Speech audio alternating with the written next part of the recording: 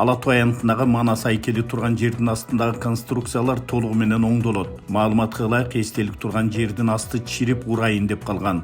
Оңдоо иштери ушул айдын ортосунда башталат. Ош шаарындагы борбордук базар 20 январда жабылат. Бул тууралуу мэриядан билдиришти. Ага чейин соодагерлер Осмонов көчөсүндө салынган жаңы муниципалдык базарга көчүшү керек болот.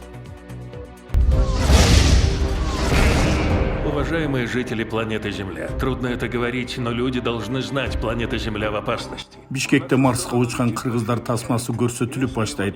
Маданият министрлиги аны кыргыз кинематографиясындагы жаңы кадам деп санады. Апырай. Ошондо баарыбыз өлүп калабызбы я? Бул тасма илимий фантастика менен комедияны өзгөчө стилде айкалыштырып, кыргыз киносунун мейкиндигин кеңейтет. Саке, мен космос жөнүндө адашпайм. Бул Марс. Казакстанда кыйраган учакта жаракат алган 3 кыргызстандыктын экөө улуттук госпиталдан дарыланып чыкты. Саламаттык сактоо министрлиги дарыланып жаткандагы бир жарандын абалы туруктуу экендигин билдирди.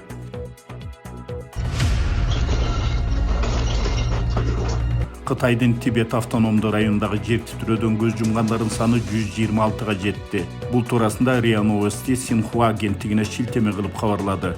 126 киши каза таап, 188 жаракат алды деп айтылат маалыматта.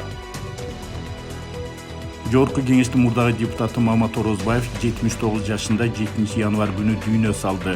Орозбаев Өзгөн район Жалпак Таш айылында туулган. Жана 1990-жылы легендарлуу парламенттен кийин Жогорку кеңештин бир нече чакырылыштарынын депутаты болгон.